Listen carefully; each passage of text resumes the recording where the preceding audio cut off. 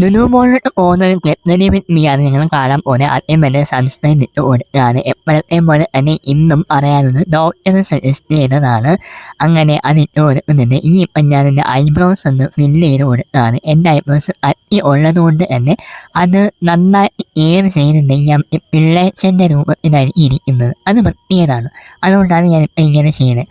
ഇത് മാർസിൻ്റെ ഒരു പെൻസിലാണ്. അതിനകത്ത് എൻ്റെ ബ്രഷ് ഉണ്ട്. കൂടുതൽ കൺവീനിയൻ്റ് ആയിട്ട് നമുക്ക് യൂസ് ചെയ്യാം. എപ്പോഴും ഒന്നും ഞാനിത് ഇങ്ങനെ ചെയ്യാറില്ല. വല്ലപ്പോഴും തോന്നുമ്പോൾ മാത്രമേ ഇത് ചെയ്യാറുള്ളൂ. അത് കഴിഞ്ഞിട്ട് ഞാൻ ചെയ്യുന്നത് ഈ ഒരു ക്ലേ ബ്യൂട്ടിയുടെ ഓംബാറ്റാണ് ഇടുന്നത്.